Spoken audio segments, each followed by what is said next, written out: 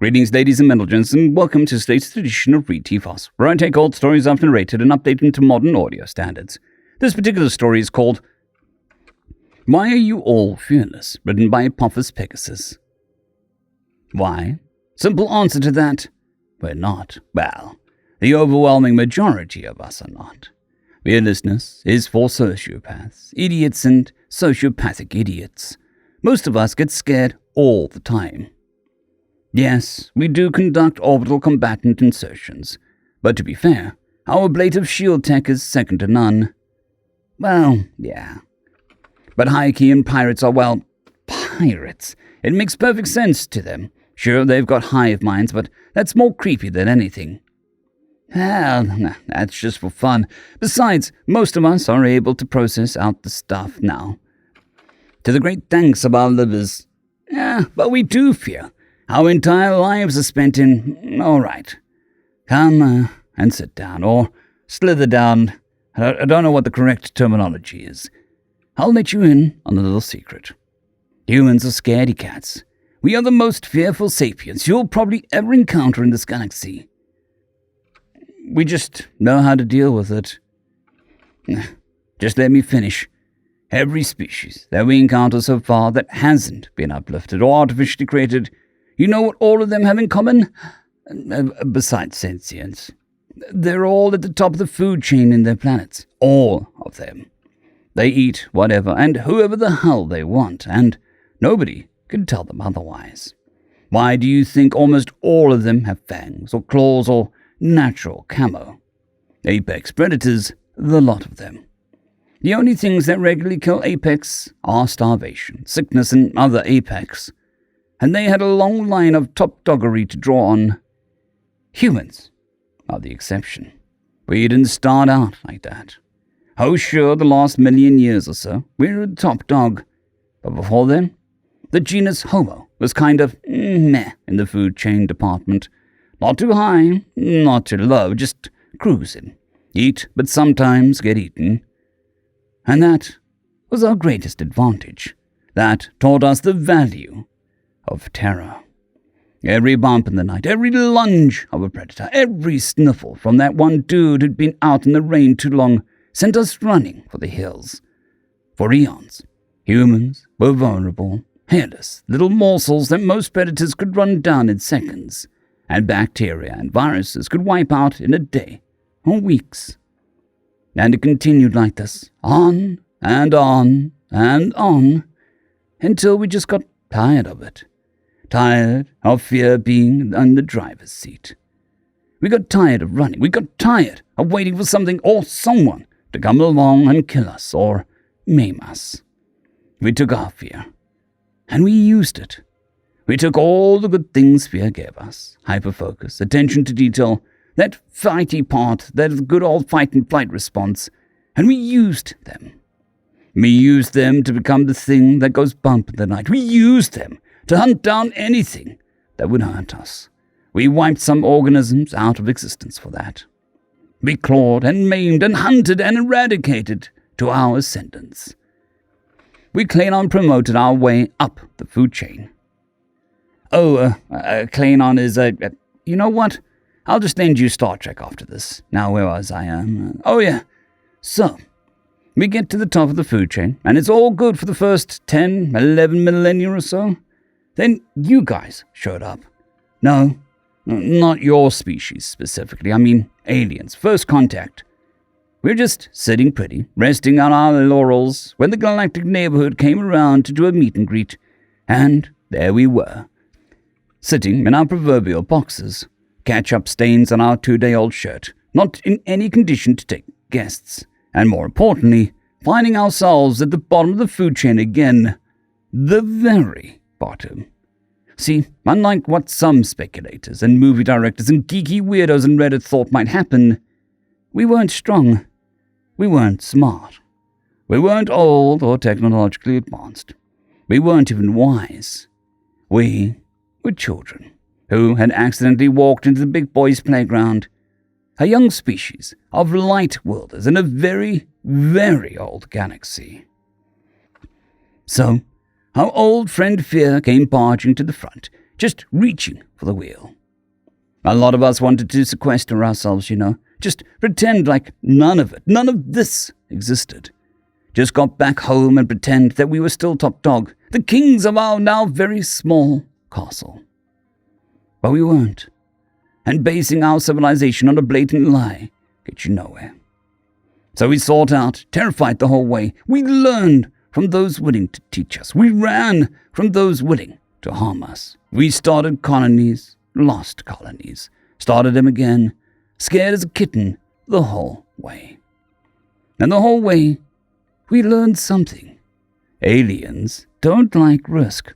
Aliens really don't like risk. You make accountants and lawyers look like Leroy Jenkins. I'll explain that after too, don't worry. You guys will run a simulation on everything before you send something to be produced. New technologies sometimes take you centuries to develop and millennia to replace. All because you don't like it when something goes wrong. You want 100% certainty. Humans just don't have that. We figure something's going to go wrong somehow. Let's find out what. So we started exploring and experimenting, and everything went wrong at one point or another. Ships' drives blew, stargates imploded, AI covered planets with paperclips, enhancement treatments went haywire.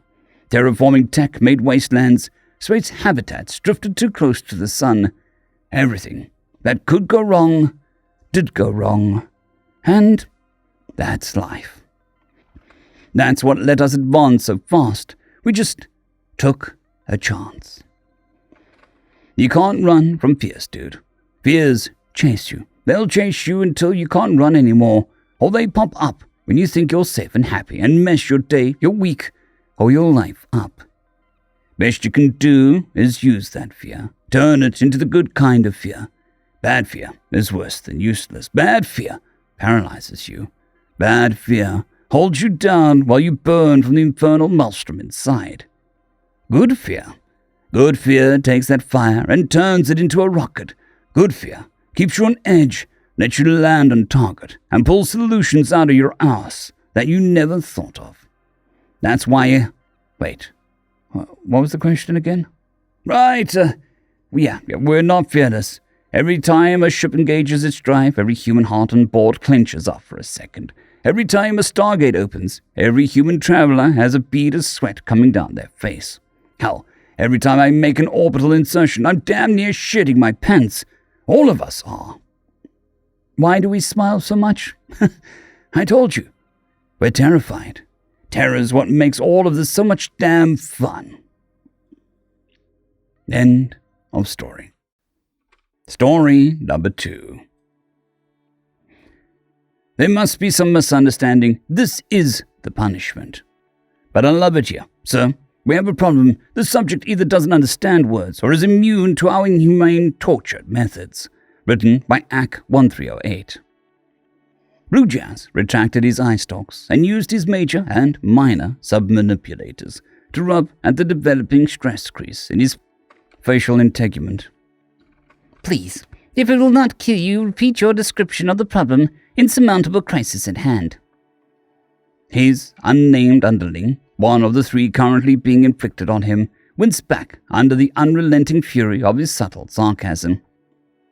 It is the human, it bleated, keeping all undertones, overtones, and infrasonics out of its trembling vocal utterances. It is refusing to acknowledge the punishment. Blue Jazz's left eye stalk popped out of hiding, followed by his right, a blatant sign of his irritated disbelief. Correct me if I'm mistaken. Don't even think about it. But punishment is to be endured, screaming or otherwise, not given as a choice to be acknowledged. You gormless idiot. This is not hyperspace study, though in your case it might as well be. I have tried, whined the underling, in a most unbecoming fashion. But no matter how many extra punishments I layer on that ugly bipedal being, it refuses to beg for sweet release or mercy. In fact, it infuriatingly pretends to enjoy them. Slither with me, commanded Blue Jazz. I shall examine this irritating, obstinate human and formulate a plan of undoubtedly infallible action. He plopped off his comfortable rest and set forth into the depths of the multi-species prison of which he was the supreme high director. Remind me, what crime has this assuredly guilty as sin being convicted of? It encountered a member of our most high corporate overlord caste and used its usually strong manipulator arm to strike him in the dorsal region, at the same time uttering the unspeakably insulting phrase, "Sup, dude?" The underling cringed back as it repeated the phrase. Those 2 syllables had been known to get beings exiled from the system for life. The force of this aggressively assaulting blow caused the official to regurgitate his last meal. It all made sense now. Such an offense, separating a member of the corporate overlord caste from his food, was among the most heinous known to his kind. Why was he not immediately executed?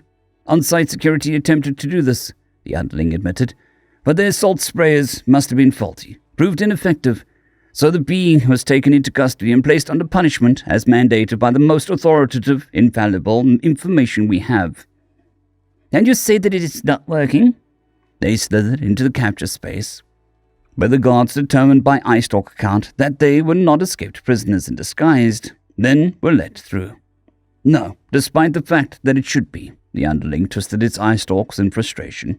As mandated, we are forcing it to spend part of its waking cycle semi-submerged in dihydrogen monoxide, and another part being exposed to ultraviolet radiation of an intensity that would surely cook you or I alive. For foodstuffs, it is being forced to subsist on more dihydrogen monoxide, as well as liquids containing caffeine and others containing ethanol. There is also a particularly unpleasant and undoubtedly deadly type of food called pizza, and another called burgers. These have meat-based proteins on them. Blue Jazz shuddered, a process which took some time to complete. His eye stalks curled in on themselves. That sounded like a truly horrific punishment. Then it is pretending, masquerading enjoyment of this. It must surely possess an unusual, unnatural threshold of pain. A thought struck him. Have you attempted to use salt, true torture, in these punishments? There is already salt involved, wailed the underling. There is salt dissolved into the dihydrogen monoxide. The ethanol sometimes comes with salt. The pizza and burgers already have salt on them. Well, that seems to be all-encompassing comprehensive, mused Blue Jazz. He stretched his eye stalks to peer through the UV-shielded window at the human, clad in a scrap of cloth above the bifurcation of its body. It seemed to be reclining on a rack designed to expose it to the soft yellow-white light from above, no doubt rich in UV radiation. Beneath the rack was a surface composed of silicoid grains, sloping down to a large expanse of deadly salt-infused dihydrogen monoxide. How the human could bring itself to submerge itself in that stuff, he could not comprehend. Its survival in such a case was even more remarkable. The human turned its head towards the window, while its eyes were covered in dark lenses, no doubt to conceal its suffering. It drew back its lips and exposed its sharp white predator teeth in a threat display.